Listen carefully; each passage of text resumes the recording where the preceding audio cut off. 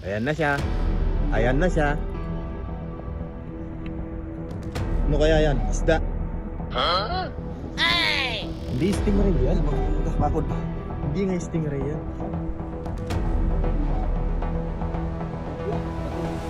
Tobia siguro yan, Brad. Tobia, Brad.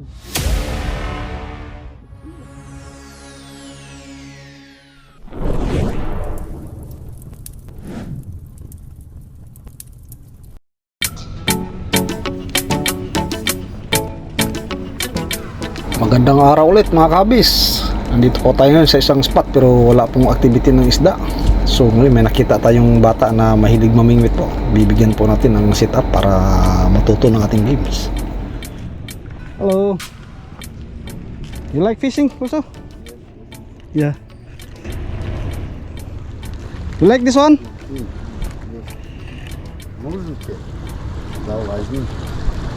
Come, I will give you. Wala sang leather line. He's fisherman. Fisherman? Yes, I am not fishing. Very good. I saw is very good how to cast. Master, kabit mo. Ang gagawin? Sit up mo dyan. May kailangan na leader. Direct pa siya sa ano. Ha? Need this change, huh? Practice lang naman yan. Ano siya casting? Gano? Yan lang. Anong gagawin? Puputulid to. Tuloy na lang. Magigig siya. Wala pang pang putol. May dala ka. Ito mga kamaster, sa tulong po ng ating The Legend, Master Tatarik. Siya po ang magsisit up at magtuturo sa bata para matuwa naman at matuto ng ating laro po at magiging angler na rin. Come. So how to see like this? Put up, under. Okay. Then repeat. 2, 3, 4, 5, 6, 7, 8, 9, 10. 10 enough na, no? Mabalungan. Then make it like this. Hold. Put here up. Hold. Make a space. Now look, ha? Under. Up. 1, 2, 3, 4, 5, 6, 7, 8 is enough. Then look, hold here again. 1, 2, 3, 4, 5, 6, 7. Then make it wet. Then pull this line. Hold here. Now you have a FG knot. Very good. You can search also on the YouTube FG knot. Very strong. Then cut the excess. Baka ko.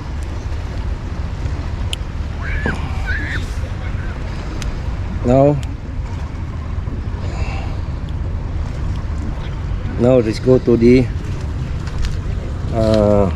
swivel. I teach you the easiest swivel knot. There is uni knot and double 8 knot. Double 8 knot is easier than uni knot. This one double 8, very simple. Put like this. Make one round like this. Make it here under 1, 2. Then go to the other side. Put on the center the swivel. Round again 2 round. 1, 2. That is called double 8 knot. Make like this. Pull. Very strong. Cut the excess. Kalas. Also YouTube, you can search on the YouTube also 8 knot. Okay, now you can put the jig. Put the jig. Bilge ta ribka bilge.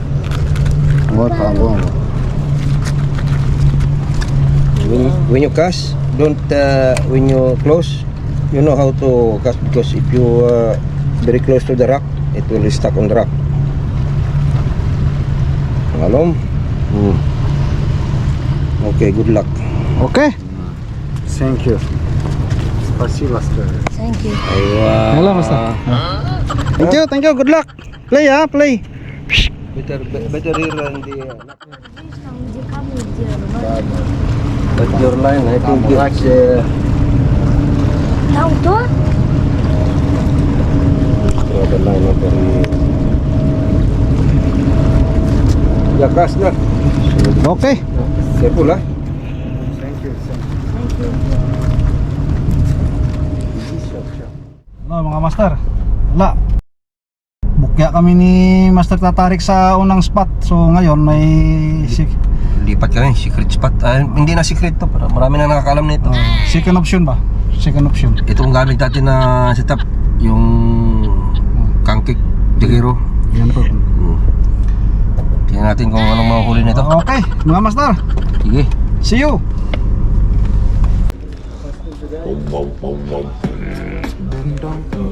So ito mga master, on the way tayo sa second option na spot natin.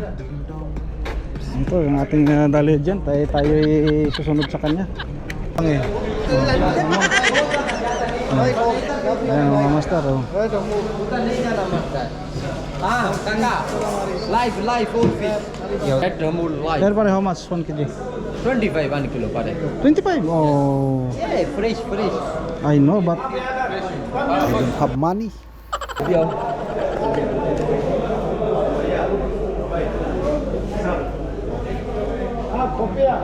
Ayun, nakakita po si Master Tatarik ng kubya. Yan tuloy, naalala po niya ang kanyang na-strike na kubya sa shore jigging. Ganito po yun, tingnan natin ang kanyang aksyon. Ayan na siya. Ayan na siya. Ano kaya yan? Isda? Hindi stingray yan. Bakod. Hindi nga stingray yan.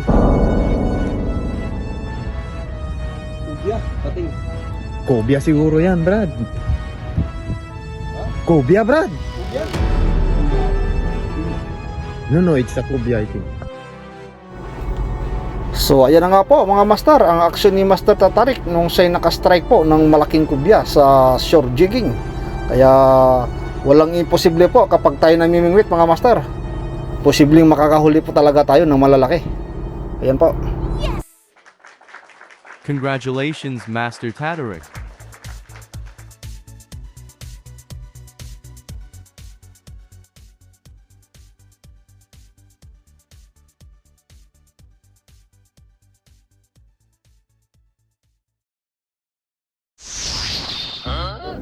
Parang nanggaling lang sa time machine si Master Tatarik.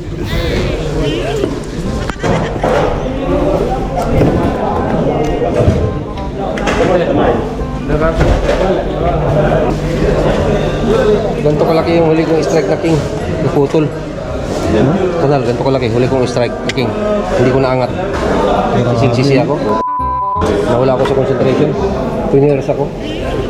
Malapit na eh. Lutang na eh. Kita na eh. Ganito. Okay. Sayang. Inalalayan mo yun master, o kuha yun. Ha? Kung inalalayan mo, kuha yun.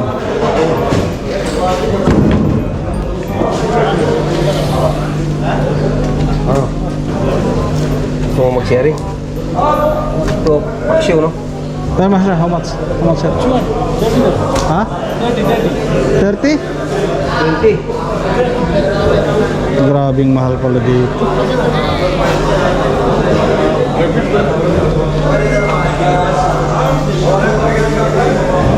Grabing mahal dito, master.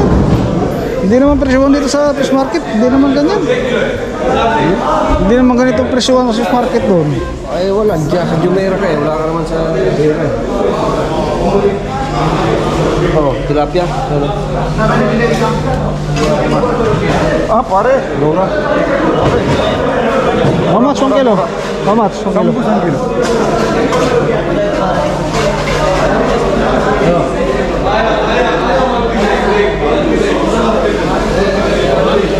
Ito, galunggong din doon yung ano ni Otol. Doon pa yung isda ko pala na ano eh, yung espada. Yan ang lutuin ko. Bonito. Saan galing yun? Tambako lang, karang kilo ng tambako. Saan galing espada mo na yun? Sa deep sea. Micro. Ah. Ito kaya magkano ka ito? Ito sariwa oh. Ito tanong ko to magkano ito? Kinsi lang yan, 10. Kaya pare how much? 25. Pa? Ha? 25. Okay, let's go.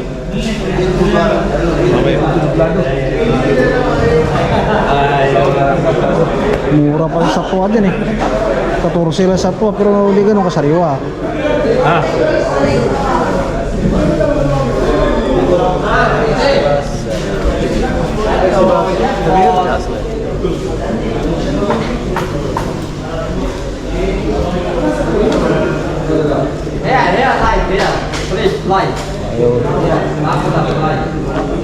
Sabi pare how much? Safi, for you, sir, Kudra. 1 kilo. Only for you. 30 ah? 30, only for you. 30 isang kilo. Lang. Sapi. Ay, ano? Huwag dito, mahal. Ito. Danggit. Danggit. Barang mahal pala dito. Mga masta. Mamahal lang spot to rito. Gulay na tayo, gulay. Gulay kaya, ayan gulay. Option tayo sa gulay, option. Ano bang gulay na bibili? Wala naman.